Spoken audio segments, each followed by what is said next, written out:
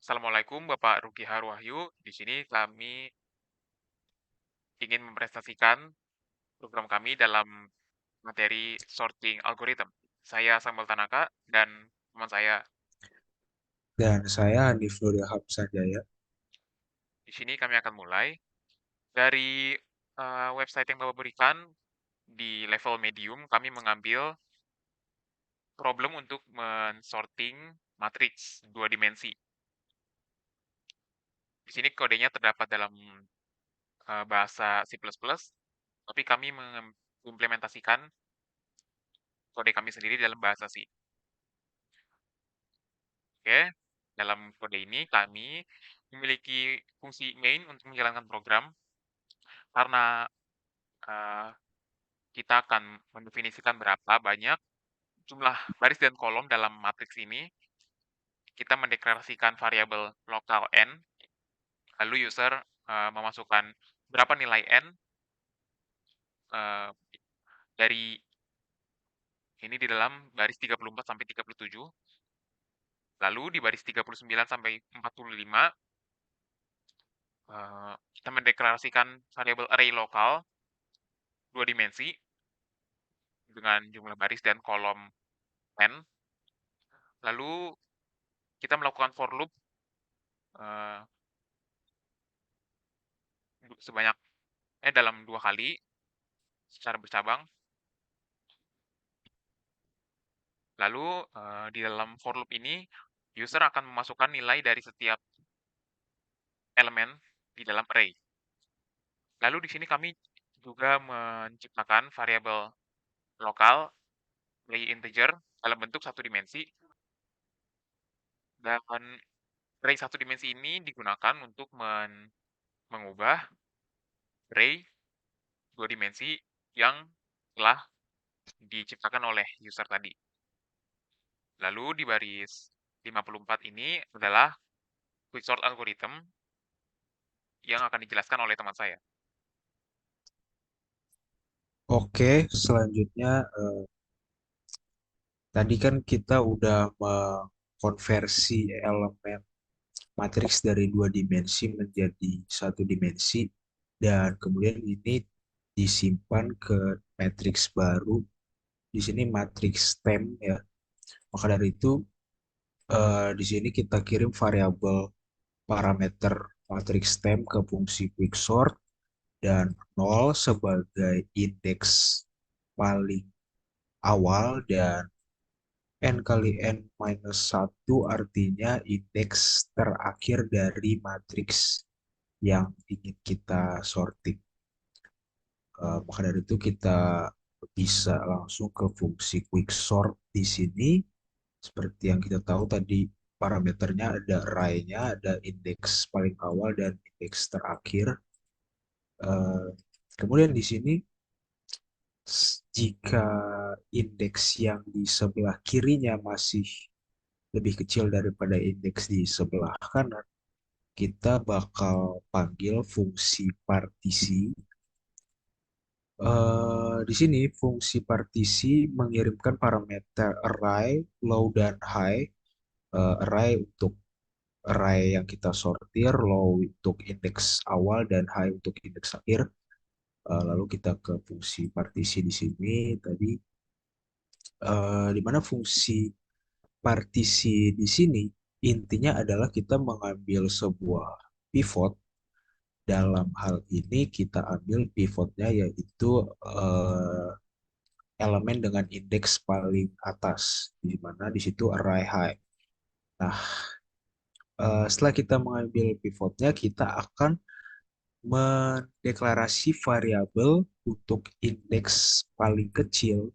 Kita buat di sini i, yaitu low minus 1. Jadinya yang paling kecil itu, di mana untuk awal artinya di sini nilai i adalah minus 1 gitu.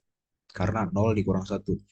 Dan kemudian kita akan jalankan looping di mana di sini kita deklarasikan J-nya sebagai low. Misalnya dalam loopingan pertama artinya J di sini sama dengan 0 dan J selama J kurang dari high min 1 artinya indeks elemen yang paling kanan gitu istilahnya, maka akan dijalankan if di sini, di mana if array J, yaitu array J artinya bisa kita bilang elemen yang di kiri selama kurang dari pivot itu I-nya akan kita increment. I-nya akan kita increment seperti kita tahu tadi I-nya di sini adalah masih min satu. Kalau I-nya di sini increment jadi ya plus jadi nol gitu. Dan kita bakal swap si array nol tadi dengan array J. Tapi di sini kita nggak melakukan apa-apa sebenarnya karena array I dan array J itu masih di elemen nol, apa di indeks nol gitu kan. Jadi sini kita belum melakukan apapun sebenarnya, cuma seiring berjalannya waktu, looping ini akan mengecek keseluruhan elemen dari elemen yang ada di sebelah kiri pivot, dan kalau ditemukan perbedaan nilai di mana misalnya elemen kiri itu lebih kecil dari pivot, maka nantinya ini bakal di swap gitu. eh Terus jadi intinya itu ya, begitu apa istilahnya, selama elemen di kirinya itu kurang dari pivot nanti bakal di swap, dan hal itu terus berlanjut sampai elemen di kirinya udah lebih dari pivot, maka kita langsung ke swap berikutnya, yaitu di sini swap array I plus satu dengan array high. Kita lihat fungsi swapnya ada di sini. Intinya itu cuma nge-swap elemen yang ada di kiri dengan elemen si pivotnya gitu. Artinya di sini adalah titik di mana pivotnya nanti diubah. Maka dari itu returnnya adalah pivot yang baru, yaitu I plus satu. Coba kita balik lagi ke sini. Tadi kan ini udah misalnya dia udah nge-return si pivot terbaru gitu kan. Maka dia akan secara rekarsif memanggil lagi fungsi quick sort di mana eh, parameternya masih sama, yaitu array, terus indeks awal yaitu low, dan indeks terakhir. Di mana indeks terakhirnya di sini jadi pi-1. Kenapa? Karena di sini kan tadi kita panggil fungsi partisi. Fungsi partisi itu mereturn si pivot terbaru yaitu i plus satu. Nah, si pi-1 ini jadi ibaratnya adalah pivot yang udah diperbarui. Jadi ini dijalankan lagi secara rekarsif terus, dan yang ini juga di mana kalau yang ini bedanya itu kita ganti pivotnya jadi yang di bagian apa ya, kiri istilahnya. Jadi yang low di sini kita ganti dengan pi plus satu. Jadi intinya seperti itu. Quick sort intinya membagi apa ya, membagi elemen dari array-array berikut menjadi dua bagian, di mana dua bagian itu terpisah oleh pivot, di mana setelah itu eh, looping akan mengecek di bagian kiri pivot dan di bagian kanan pivot.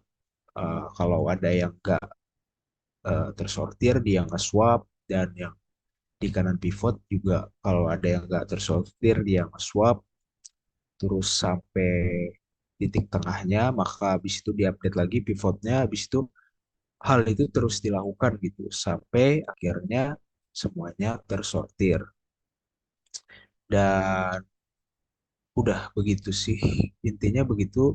Kalau udah ini fungsi quick sort selesai, maka returnnya nanti udah jadi suatu array yang elemen-elemennya udah kesortir. Selanjutnya mungkin bisa dilanjutkan oleh teman saya.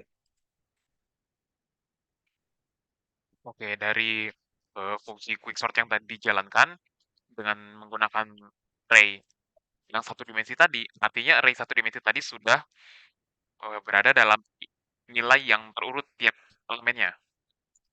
Lalu eh, kita kembalikan lagi elemen nilai dari matriks satu dimensi tadi yang sudah susun, yang sudah tersortir ke dalam array dua dimensi di baris 57 sampai 62 ini.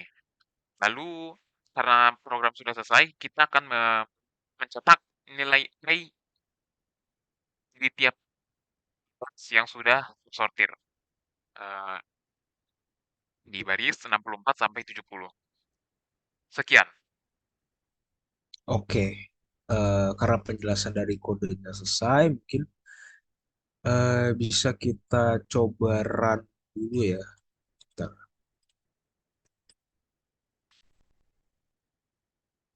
Oke, jadi kita masukin inputnya berapa dimensi, yaitu persegi ya. Artinya kalau misalnya kita masukin dua ya, artinya array dua kali dua, matrix dua kali dua, sorry. Di sini habis itu kita put masing-masing elemennya, misalnya tiga, terus satu, terus tujuh, terus enam.